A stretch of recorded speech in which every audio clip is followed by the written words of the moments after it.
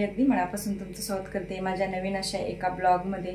तर माझे केस ना खूप ड्राय झालेले आहेत आणि केसांमध्ये खूप खाज सुटलेली आहे, कारण खूप म्हणजे कोंडा झालेला आहे। तर त्यासाठी ना मी कोरफड आणि लिंबाचा रस तर ते दोन्ही मिक्स करून ना असं स्प्रे करून घेणार आहे, म्हणजे स्काल्पला सर्व लावून घेणार आहे।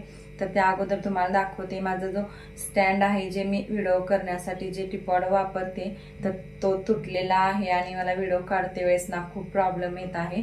चला तर ते तुम्हाला दाखवते। म्हणजे त्याचे नट जे वगैरे आहेत ना तर ते पूर्ण लूज पडलेले आहेत आणि ते मी ना ऑनलाईन घेतलेला होता।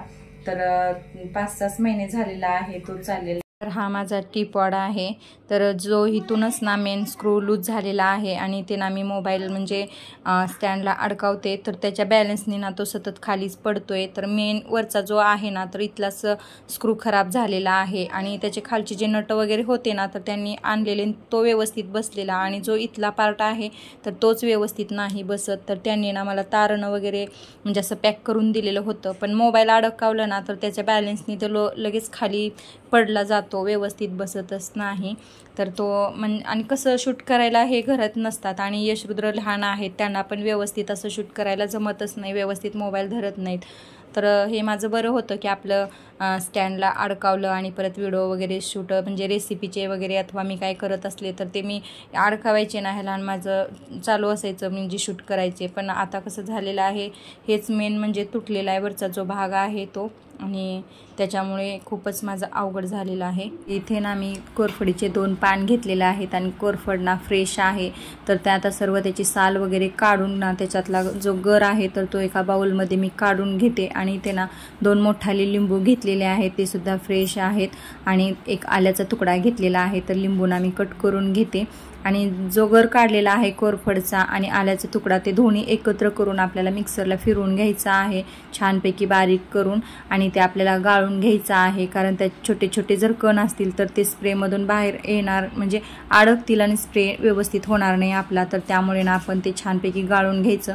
आणि ज्यूस एकदम घट्ट झालेला आहे कोरफडचा, तर त्यामुळे ना मी त्यामध्ये थोडंसं पाणी टाकून घेते आणि छान सर्व गाळून सुद्धा घेते। आणि आता गाळल्यानंतर ना मग त्याच्यामध्ये ना मी सर्व लिंबू पिळून घेते, म्हणजे लिंबूचे मी काप करून ठेवलेले आहेत बाजूला, आणि ते आता मी लिंबू सुद्धा त्यामध्ये मी छान पिळून घेते। आणि ते जो ज्यूस बनलेला आहे तर तो सर्व मी चमच्याने छानपैकी मिक्स करून घेते, आणि झाल्यानंतर ना मग ते बॉटलमध्ये मी व्यवस्थित भरून घेते, जेणेकरून आपला स्प्रे व्यवस्थित मारता येईल। आणि ज्याच्यात कण जर राहिले असतील तर ते स्प्रेच्या बॉटलमध्ये अडकतात, त्यामुळे स्प्रेसुद्धा व्यवस्थित होणार नाही। त्यामुळे तर उन्हाळ्याचे दिवस आहेत तर त्यामुळे घाम वगैरे येतो, तर घामामुळे केससुद्धा चिवट होतात।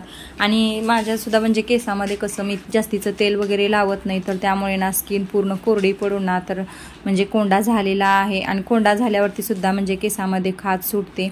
तर म्हणलं चला तर घरच्या घरी आपण त्याच्यावरती उपाय करूया। तर कोरफड, लिंबू आणि आलं याचा ज्यूस बनवलेला आहे, आणि मी आता छोटे छोटे पार्टिशन करून ना पूर्ण स्काल्पला मी स्प्रे करून घेते व्यवस्थित।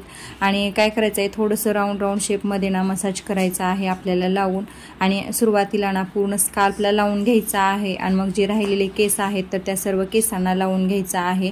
तर समोरचा भाग माझा लावून झालेला आहे, आणि जो इयर टू इयर भाग आहे तर तो सर्व लावून घेते व्यवस्थित, आणि पाठीमागे सुद्धा सर्व आपण स्काल्पला व्यवस्थित असं लावून घ्यायचं आहे। आणि जे आपले बाकीचे केस शिल्लक राहिलेले आहेत तर त्यासुद्धा केसांना सर्व लावून घ्यायचं आहे। आणि लावल्यानंतर ना 1-2 तासासाठी ना आपल्याला तसं सोडून द्यायचं आहे, म्हणजे केस लगेच वॉश करायचं नाही, तर 2 तास आपण केस बांधून ठेवायचे, आणि 2 तासानंतर ना मग केस वॉश करून घ्यायचं आहे पाण्याने आपल्याला। तर आपण आठवड्यातनं 2 ते 3 वेळा आपण जर हे केलं तर आपला कोंडा कमी होतो। तर मी व्यवस्थित असं सर्व लावून घेतलेलं आहे आता माझ्या केसांना। तर एक भाग झाला केसांचा, की केसात कोंडा झाल्यानंतर घरच्या घरी काय उपाय करायचा, आणि तो मी केलेला आहे।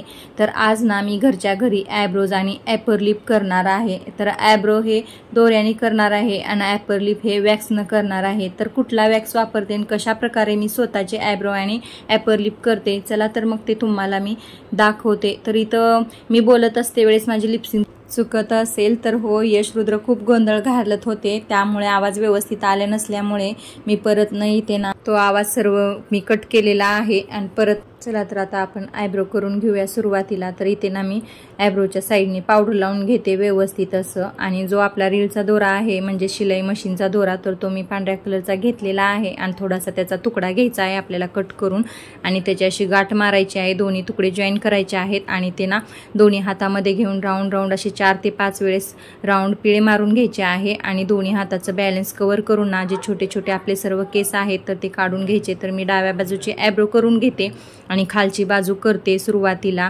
आणि कसं म्हणजे मी अगोदर करायचे घरी, पण आता नाही ना पार्लरमध्येच करते, कारण व्यवस्थित म्हणजे पकडायला वगैरे येत नाही ना स्वतःचं करते वेळेस स्वतःला, आणि जास्त ओढलं जातं. आणि उन्हाळ्यामध्ये सुद्धा ना म्हणजे घामाणी वगैरे इचिंग होतं, तर त्यामुळे मी करतच नसते घरी. तर म्हटलं आता थोडेसे पण वाढलेले आहेत आणि कुठं जात बसा उन्हामध्ये, त्यामुळे म्हटलं घरच्या घरी करूया. तर आता डाव्या बाजूची माझी खालची आणि वरची बाजू सर्व झालेली आहे. तर आता इकडे करते ते उजव्या बाजूचे. आणि आपले जे एक्स्ट्राचे केस वाढलेले आहेत तर ते सर्व मी व्यवस्थित कात्रीनं असं कट करून घेते. तर छानपैकी माझे आयब्रोज झालेले आहेत दोन्ही बाजूचे, तर तुम्ही पाहू शकता. तर आता ना मी ॲपर लिप करून घेते. तर हे आहे चॉकलेट वॅक्स म्हणजेच क्रीम वॅक्स, आणि ते घेतलेलं आहे मी ॲपर लिप करण्यासाठी. आणि ते स्ट्रिप्स घेतलेले आहे, तर मी मोठी स्ट्रिप्स नाही ते थोडीशी कट करून घेतलेली आहे, कारण ॲपर लिपला ना छोटीशी लागते, ते मोठी पण राहिलं ना धरता येत नाही व्यवस्थित, म्हणून मी कात्रीनं ते कट करून घेतलेलं आहे. आणि ते क्रीम आहे आपले मेल्ट करायला ठेवलेलं आहे. तर छानपैकी आपली क्रीमसुद्धा मेल्ट झालेली आहे आता.